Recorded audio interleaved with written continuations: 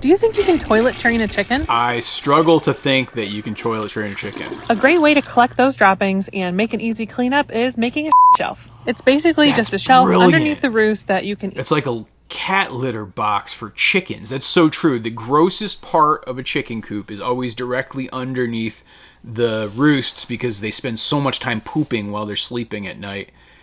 This is brilliant. Oh, wow. And she's got a removable ledge and you can just sweep the rest of it out and she's catching all the chicken crap. This is such a time-saving innovation that if I were to build a new permanent coop right now, I would immediately try to build something similar to this because the coop would stay so much cleaner. Ah, I love it. You know, when it comes to our chicken coop that we use right now, we have a mobile chicken coop that actually has basically a graded opening underneath it. That way the chickens can poop and then that just falls on the pasture. And because I'm moving the chicken coop every few days, I never have to really clean it all that much. But if this was a stationary coop, what this woman has done is absolutely brilliant. I do think that she's essentially litter training her chickens, much like you would litter train a cat. Isn't that impressive, little barn cat? I don't know. I'm pretty impressed. It seems like chickens might be as smart as you. I think I offended Lil Barn Cat with that last comment. So one of the things I most often get asked about on the internet is what's the best type of house for a duck, goose, or chicken? I have shown a number of designs over the years, but what I'm going to be doing today is scouring the entire internet to figure out what exactly is the internet's best chicken coop. And so I have a lot of options loaded up here on my phone. I've got my constant indoor sidekick, Lil Barn Cat, here with me, and it's time for us to just get scrolling. How to care for a broody hen. Your first problem is going to be other hens pushing their way in and trying to lay new eggs on top of her eggs. So you'll want to move her to her own space where she won't be disturbed. Coops with broody hens are always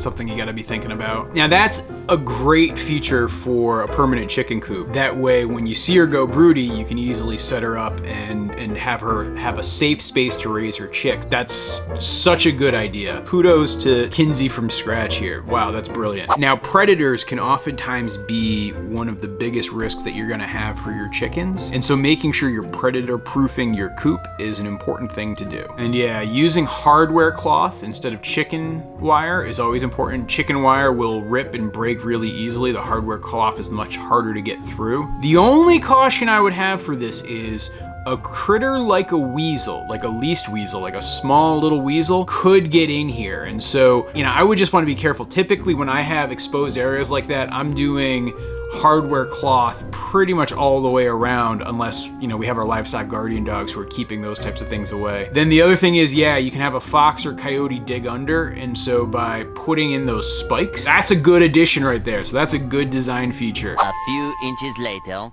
Day 2, day 3, day 4. You know, building a chicken coop can often feel like a ridiculously daunting task. I remember when I was building the duck house, which is probably the most substantial chicken coop that I have that's more of a traditional chicken coop. That took me like about a month to build. That was not an easy installation to build. You just gotta stick with it though and build. And once it's done, it's incredibly satisfying. And of course, when I think about the hoop coop, that took me like a whole summer and a fall, plus the help of my buddy Alfred. My buddy Alfred! To actually build something like that. One of the biggest challenges you can often find with building a chicken coop is that you're not gonna have a chicken coop of the right size. Come with me while my dad and I extend my chicken run from this to this. So I'm always curious to see how people build bigger chicken coops. Wow, that's a pretty big chicken coop run.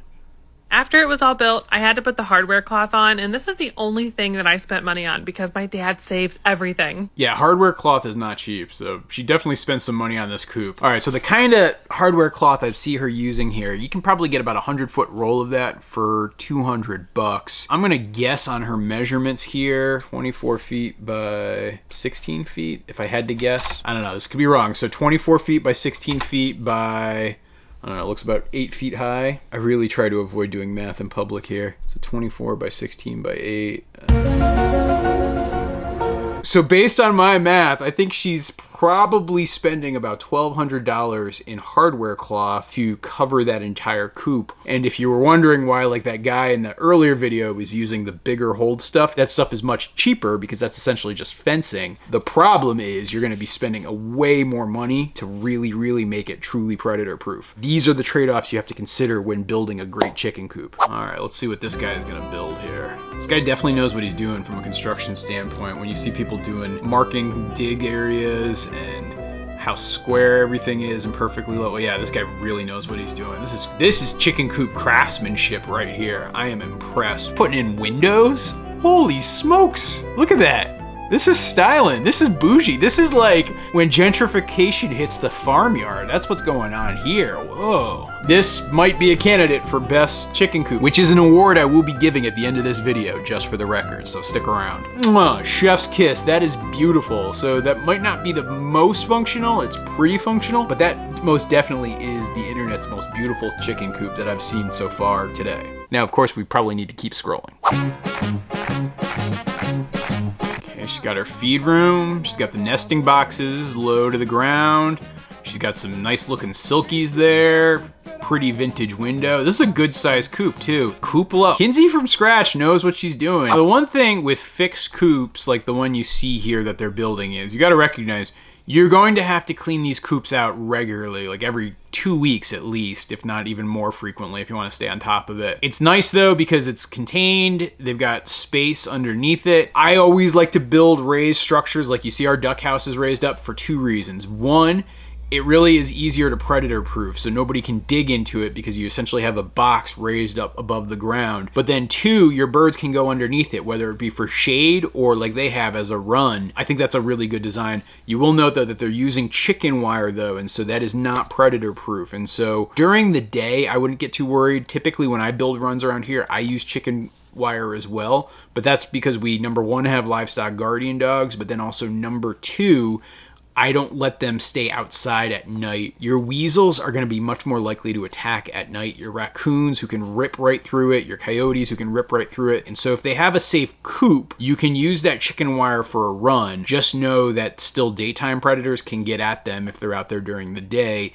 if they're unsupervised, and if you don't have other security measures that are out there. So yes, aerial predators are always one of the biggest things you have to watch out for when it comes to your birds. Hawk could easily swoop in. We have a bald eagle living near the farm these days. Even with the dogs, I do worry about risks like that. I love what this guy's doing. He's using trees and he's using netting, and so he's able to cover a ton of surface area much cheaper than if he covered the whole thing in hardware cloth, and you can keep the tree and the tree stays pretty healthy. This is a pretty good design. It's very smart. And just in case anybody's wondering, you're not gonna kill a tree by putting a couple screws into it. They are pretty strong and resilient, so I would not sweat that part at all. I give this a good solid B+, A- here. This is a great one.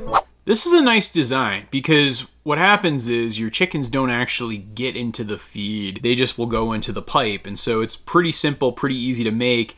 And then you can refill it every other day. And so you don't even have to feed your chickens daily, which cuts down on your chore time. I think the one risk that you have when you implement a solution like this is you got to recognize that mice and rats are going to come into play. And so unless you have barn cats, I think Little Barn Cat's still offended when I made that last comment about the litter box. But if you have barn cats, that's less of an issue. But if you don't have barn cats, if you use a system where you always have feed out, you're gonna attract more rats and mice. It's just inevitable. Number 1 is electric. We just have an extension cord, hi guys, run right up to that.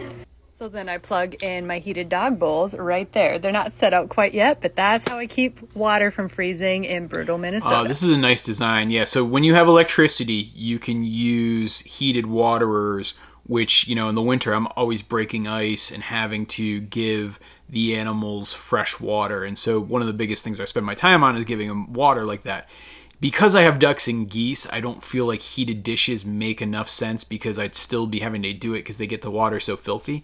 But if I only had chickens, what this woman is doing is great for that. Number 2 is having a covered run. Not only does this protect from hawks, but it also keeps it nice and dry. I like that Midwestern accent, hawks. Of course, she'd probably make fun of my New England accent, so no sweat. This is a nice trapdoor design for sweeping out a coop. I like what she's doing here. This is really good stuff. That's gonna save her a ton of time and labor, and that's a really good approach. We actually found our door on Amazon. I actually have the same exact chicken coop door. Actually, maybe not same exact, very close to the same chicken coop door on my chicken coop. It makes your life so much easier. You don't have to let them out or in. And so I can do my chicken chores at the middle of the day and not have to sweat like anything else. And so I'm putting out fresh water and fresh feed and collecting eggs. And so it just saves me a lot of time, and I can structure it so that part of the chore happens later in the day. And so it's super efficient. This is our DIY chicken coop we made from a shed kit. Yeah, you can definitely use shed kits to do this. You can take old sheds and convert them into chicken coops. You can take things that you buy and turn them into chicken coops. Maybe 2 criticisms I'd throw out here if you're considering this as an option is, number 1,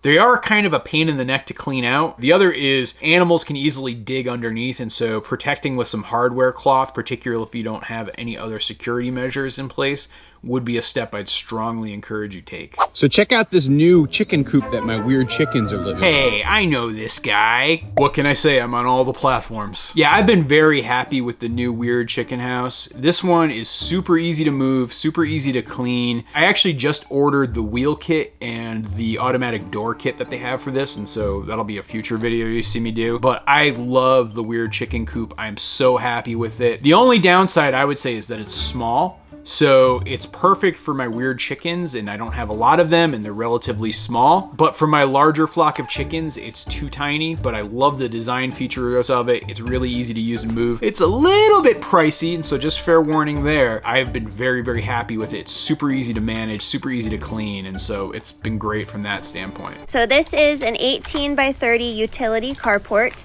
Ah, so she used a carport. That's another good one. So anytime you can find a structure like that, I think that's good.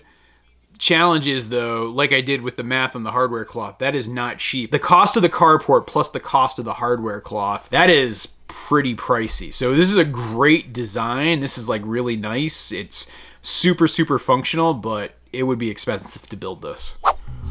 Ah, the John Siskovich chicken tractor. So my buddy John Siskovich, who's a farmer down in Connecticut, he came up with the design for this chicken coop. They have 2 of them now around the farm here that I still use. They're designed for raising meat chickens, and you actually never let your birds out, and you just keep moving them once a day, every day. I love these structures because they're so flexible. I've raised chickens, ducks, geese, all in this structure. I use it for my teenage birds before they're ready to go free range full time. I will actually keep them in a structure like this. I've put nesting boxes in, and I've used it for egg layers. Even if you only have one use for it, it's great, but I've found multiple uses, and this is my favorite design. John actually sells plans for the chicken tractor on his website. I don't know, 15, 20 bucks or something. Pay him the money. He wrote a great book about it, and so it like walks you through step by step. And I remember when I built mine, I had just moved to the farm, and I had like, you know, no building experience. It was easy to do, and it helped improve my building skills actually. So definitely look into this. This morning I noticed a fugitive on the farm. This chicken had been hanging out down here when she really belongs up on the top of the pasture with the pasture chickens. Hey, I know this chicken coop. I know this whole farm. I'm very familiar with this place. This was my farm last year, I guess. It's funny how time flies like that. Yeah, this is my Eggmobile. So it's something that I pull with my ATV and I move it. It lets me let my chickens follow behind my cattle. What's really nice about it is the chickens get to pick through the cow pies, and they spread the manure and they eat fly larvae. It's got a light. It's got an automatic chicken door that opens and closes, so I don't have to do that every single day. And so yeah, you can see here there's the graded floor. It just lets the poop fall right through, and that helps keep everything clean or cleaner. And so really I'm only cleaning it once or twice a year. I have an owl mounted on the top to keep aerial predators away. Particularly owls are scared away by other owls, so that's an effective way to manage it. And so yeah, I'm a big fan of this chicken coop design too. I ripped off this chicken coop design from other folks that I've seen over the years who've made Eggmobiles, and so this is not an original idea. But when I was designing my chicken coop, this is what I went with. What's also really nice about it is in the winter months, I can actually bring it inside my big hoop coop and it stays indoors, and so the chickens are living in the same spot year round, but they actually are keeping everything much cleaner, and I don't have to keep retraining them to a new house between summer keeping and winter keeping, because I manage my birds differently during the different times of the year. All right, little barn cat, I guess it's time for us to award the best chicken coop.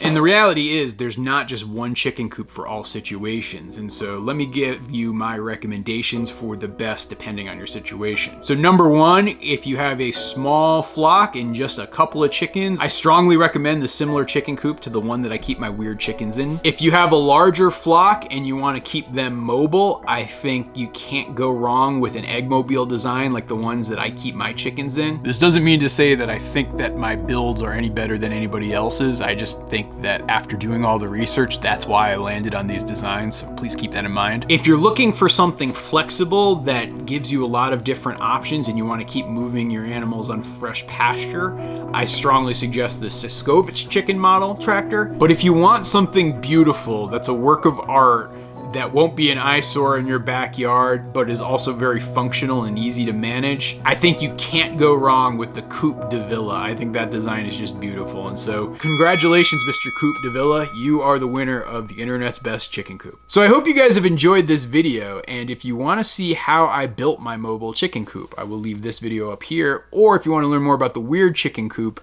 I'll leave this video down here. Thanks for watching, everybody.